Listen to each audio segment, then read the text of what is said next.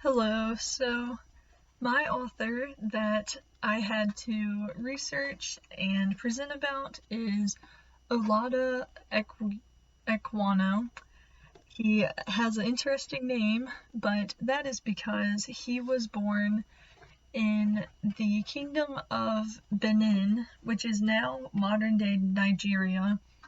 He was born in 1745, and his actual birthday is debated upon.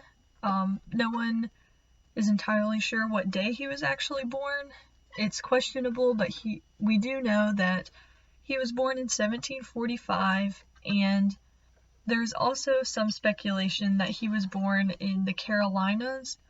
Some historians think that in his narrative, he included that he was born in Nigeria so that he could sympathize with the other African Americans who came to the US from Africa, but there is speculation that he may have been born in the Carolinas in the United States. So that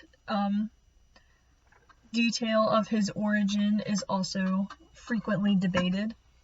But we do know that he was enslaved at a young age.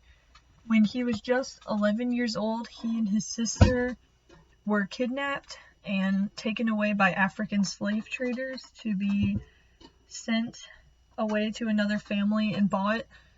So he was sold to a Royal Naval officer named Michael Henry Pascal, and Michael Henry Pascal transported him to the colony of Virginia, and he and this slave owner ironically became very good friends. They bonded easily, and his owner renamed him Gustavus Vasa, and this was actually against his will. Olaudah Equiano, he wanted to keep his original name because that was his African-born name, but Henry Pascal gave him the nickname, or just renamed him Gustavus Vasa, and that is what he continued to go by for the rest of his life. So he lived with Michael Henry Pascal and served with him, and since his owner was a naval officer, he was also in the service with the Navy, and he served in the 7 Years' War aboard several naval ships. His role, since he was still a teenager, was to bring gunpowder to the decks during the battle. So he would pretty much just bring supplies, bring gunpowder to the upper level decks that were fighting during the battle. Once the war was over, Equiano was transported to his second home. His second owner was Robert King, who was a Quaker. Sorry, I got my words mixed up. Robert King was a Quaker merchant from Philadelphia, and Olaudah served with him for several years, but also was able to work hard as a merchant, and he purchased his freedom in 1766, so he was 21 at the time, and he was able to buy his freedom for just 40 pounds, which sounds cheap today, but back then that was enough to buy your freedom. So he was able to do that, and after being freed from slavery, he left America and never turned back. He traveled to other places such as Turkey and Rome. He had several jobs.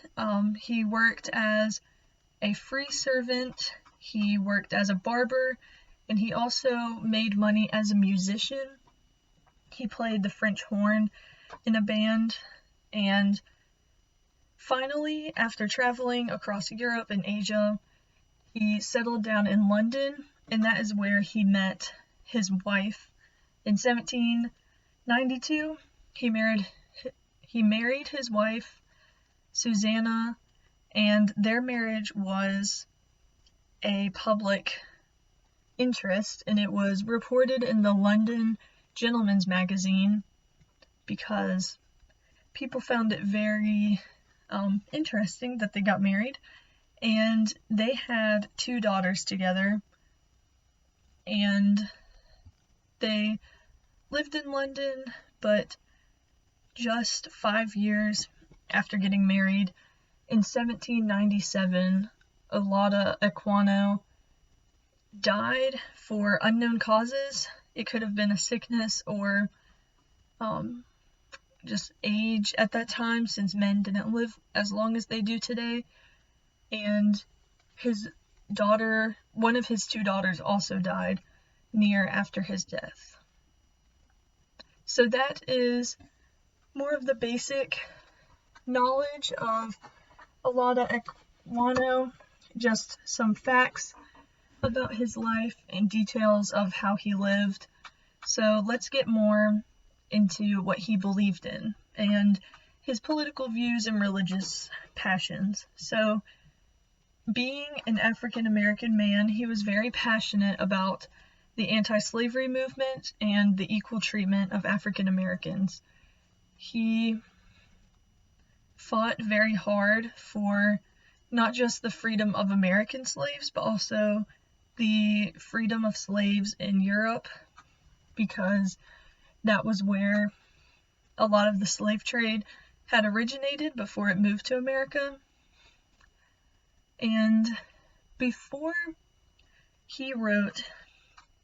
Olaudah Equiano wrote his narrative, not many Black authors had come out about their experiences or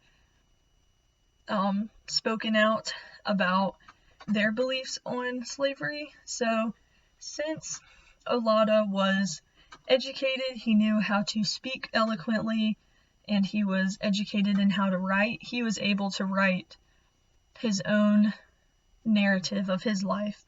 And no Black person before Frederick Douglass spoke so movingly to the American readers about the inhumanities of slavery. So it was a very big deal when his book came out that he was impacting the anti-slavery movement. People felt that his work was surprising, but it was also magnificent, and it was very interesting to read it through Equiano's own personal experiences and read it as if you were living it alongside with him. His narrative was published in London first in 1789, and then was transported and printed in New York 2 years later. So Americans were captivated by his writing and surprised by what they read, but it was very educational for them to learn about it. And one of the main focuses and themes that is carried throughout his book is his spiritual life. He was a Christian from a young age because he was educated about Christianity from his slave owners, and so he viewed his spiritual freedom to be just as important as his freedom from slavery. His testimony includes God changing his life and reviving his soul. He was baptized at St. Margaret's Church in London in 1759, so he believed that even through the darkest and hardest days of slavery, that God was there with him, and that God had a plan for setting free slaves even after Olaudah had died. He said that God would continue the work that he started in him, and that his purpose on this earth was to love others as God would have them to, and to fight to free God's children. So he makes several comments about his relationship with God throughout his narrative, and a few that stood out to me were when he says, "I was sensible to the invisible hand of God, which guided and protected me, when in truth I knew it not, still the Lord pursued me." He also writes that the Spirit of the Lord was as sweet as honey. So imagine yourself as a slave and being separated from your sister and moved to a whole other continent against your will, that you still believe in the sovereign hand of God. That is a very bold faith, and that bold faith influenced pretty much every aspect of his life. And as you can tell from his political beliefs, he was a fan of individual freedoms, and his main political belief was fighting for the abolishment of slavery. He was a member of the Sons of Africa, which was a group of 12 black men that stood up for the ending of slavery. So after learning all of these things and reading excerpts from his work and from his narratives and several other books that he's written, I feel that is very interesting because being a Christian nowadays, I feel that I tend to get caught up in the hard struggles I go through, but I have never been enslaved or kidnapped, so I can't imagine having the bold faith that he did. But I found his work to be very interesting and captivating, and I enjoyed learning more about him, and I hope you guys enjoyed reading and listening about him as well. Thank you.